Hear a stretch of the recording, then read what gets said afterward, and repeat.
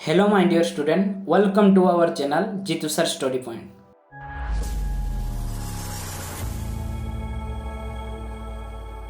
ପିଲାମାନେ ଗତ କ୍ଲାସରେ ଆମେ ରକ୍ତର ବିଭିନ୍ନ ପ୍ରକାର ମାନେ ତିନୋଟି କୋଷ ଭିତରୁ ଦୁଇଟି କୋଷକୁ ଆମେ ଆଲୋଚନା କରିଥିଲେ, ଯେଉଁଟା ହେଲା WBC, RBC।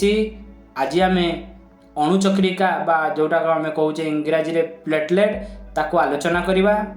ଅଣୁଚକ୍ରିକା କ'ଣ ନା ଏହାର ଆୟୁଷ 10 ଦିନରୁ 12 ଦିନ। ରକ୍ତ ଜମାଟ ବାନ୍ଧିବାରେ ଏହା ମୁଖ୍ୟତଃ ସାହାଯ୍ୟ କରିଥାଏ। ଅସ୍ଥିରେ ଆସିଲା କ'ଣ? ଅସ୍ଥି ଏକ କଠିନ ସଂଯୋଜକ ଟିସୁ। ଏହା ଶରୀରର ଆକାର ନିର୍ଦ୍ଧାରଣ କରିଥାଏ। ଅସ୍ଥି ସହ ପେଶୀ ଟିସୁର ସଂଯୋଗ ଦ୍ୱାରା ଶରୀରର ଚଳନ ସମ୍ଭବ ହୋଇଥାଏ। ଏ କୋଷକୁ ଅସ୍ଥିକୋଷ ବା ଅଷ୍ଟିଓସାଇଟ୍ କୁହାଯାଏ।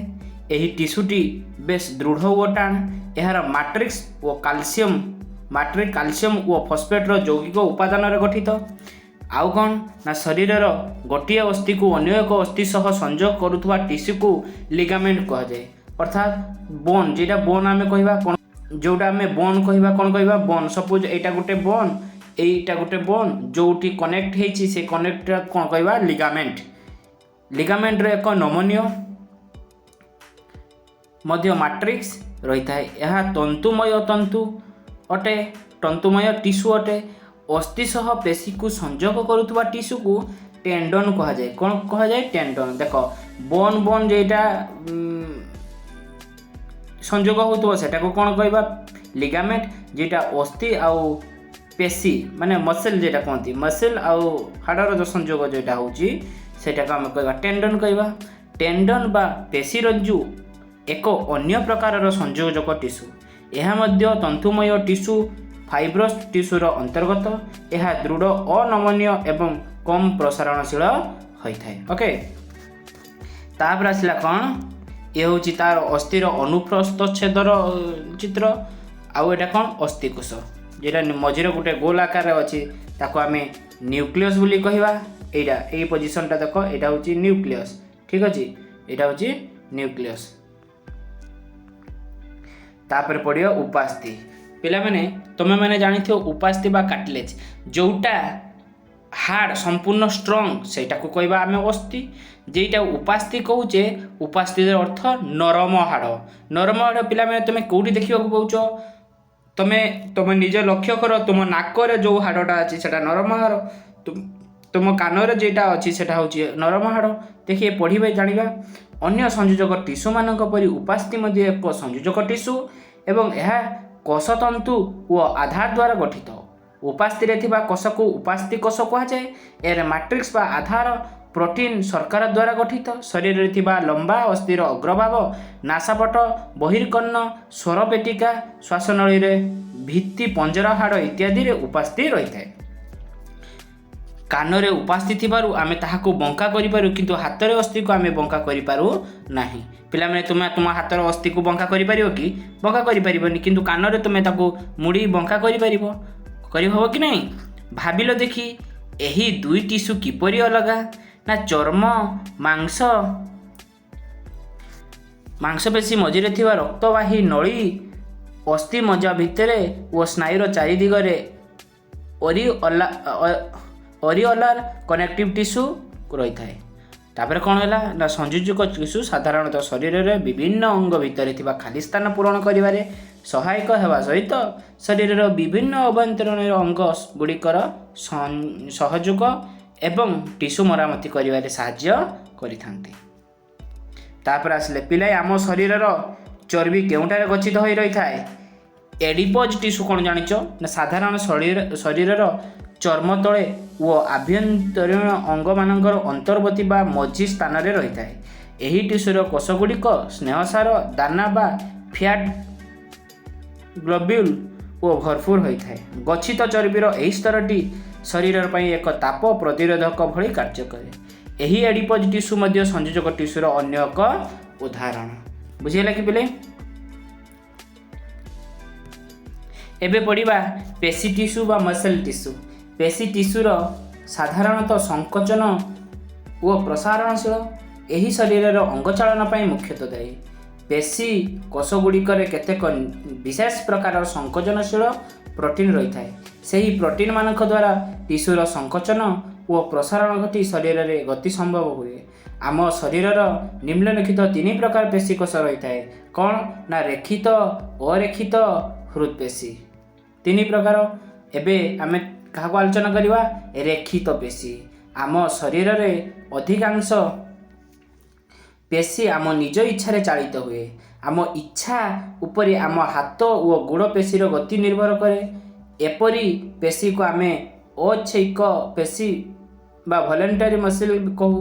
एमान को अणुविक्षे देखिले एमाने कला और फिका ब्यांड अनुरूप भाव रही मिलता है। एमानंकु रेखित पेशी मध्य कहा जाए। यार कोषगुड़िक लंबाଳିଆ सिलिंडर आकृतिर शाखा विहीन एवं बहु न्यष्टि बा अनेक नेष्टि विशिष्ट।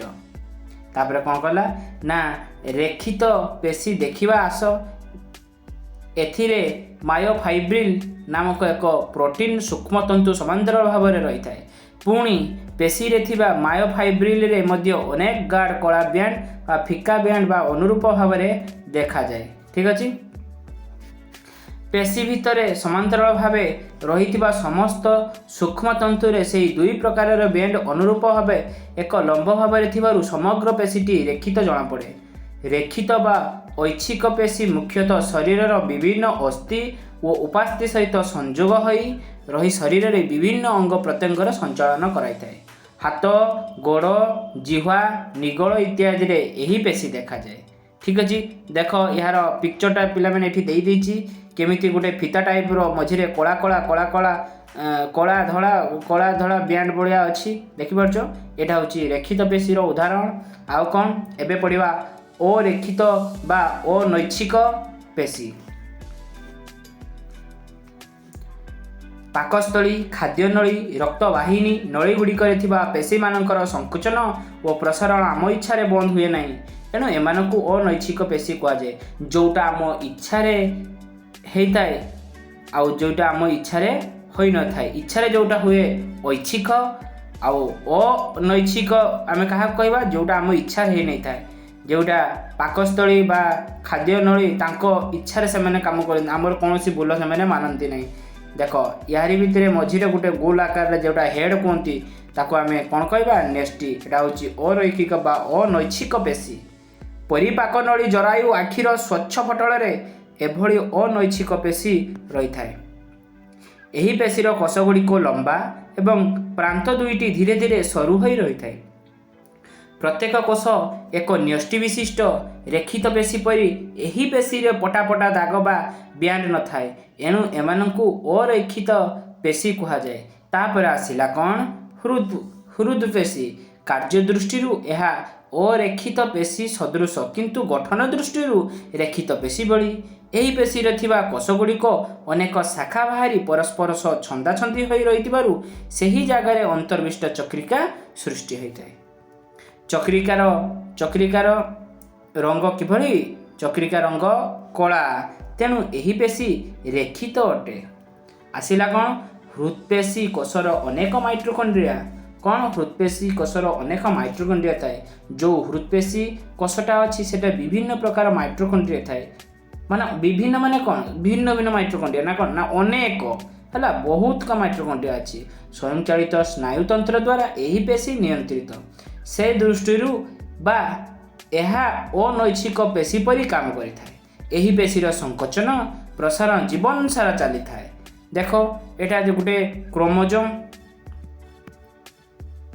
क्रोमोजोम भले आसीनी हृद पेशी कोटा एमती केमती क्रोमोजोमटा एमती थाए एमती थाए से यही भाई कौन कौन ना सेटारे नेस्टी अच्छी फिका बैंड अच्छी अंतर्विष्ट चक्रिका अच्छी कला बैंड अच्छी एटा जो हृद पेशी। ओके तेरे एबे पढ़िबा कौन पिला माने ना स्नायु टिश्यू। कौन पढ़िबा नर्व टिश्यू बा स्नायु टिश्यू। यह एक स्वतंत्र धरण टिश्यू। यह उद्दीपना ग्रहण करने सह स्नायु एक आवेग परिवहन करिଥାଏ। मस्तिष्क सुषुम्नाकांड स्नायु समूह स्नायु टिश्यू द्वारा गठित। स्नायु टिश्यूर गाठनिक व क्रियात्मक एकक को स्नायुकोश कहा जाए। स्नायुकोश मध्य विद्युत रासायनिक प्रक्रिया द्वारा स्नायविक आवेग और संचालित हो शरीर विभिन्न क्रिया को नियंत्रण करिथाए। स्नायु कोशरे मुख्यतः 3टी अंश थाए, कोषपिंड, डेंड्रन, एक्सन। ओके, देख एटा हूँ स्नायुकोश, एटा हूँ ऊपर जो देख गोटे शाखा भाया बाहरी डेंड्रन कहवा, मझी अंश को न्यष्टि, आउ एइट गोटे तल कला रंगर गोटे लंबा भाया दंड भाया अच्छी कहवा एक्सन, आउ लास्ट रे अच्छी जोटा सेटा हूँ अंतिम डेंड्रिया। ओके,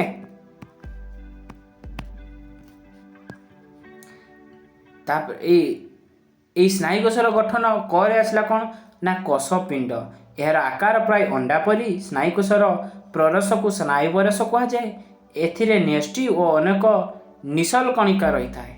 खरे कौन आसला डेंड्रन। कोषपिंडरू बाहरी थिबा अनेक सूक्ष्म सरु सरु शाखा को डेंड्रन कह जाए। यह द्वारा स्नायुकोश संवेदन ग्रहण करिथाए।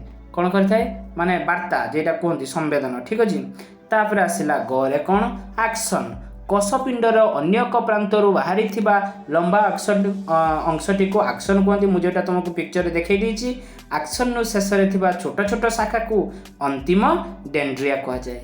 मायलिन युक्त न्यूरॉन मानकर एक्शन चारिकड़े मायलिन आवरण रही मझिरे मझिरे गंठी भली देखा जाए। एही गंठी को रानवियर गंठी कह जाए। स्नायुकोश मायलिन युक्त किंबा मायलिन विहीन मध्य हुए। आउ कौन यह टिश्यूर समन्वित परिचालना द्वारा शरीर स्नायुक नियंत्रण संभव होता है। अनेक स्नायुकोश कनेक्टिव टिश्यू साहाय्य बांधि होई गोटे स्नायु रे परिणत हुए। ठीक अच्छे पिला माने, तो पिला माने आमे टिश्यू तंत्र टॉपिक टी को भल भाव संपूर्ण रूपे आमे डिस्कस कर सारिचु। तुमको संपूर्ण रूपे भल भाव मु बुझे देछि।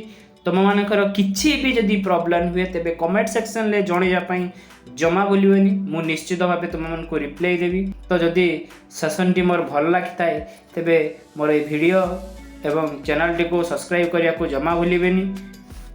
तो मन दे पिला माने पढुथबो। आज पई एतिकी। परवर्ती क्लास रे आमे यार क्वेश्चन आंसर नै आसीबो। धन्यवाद।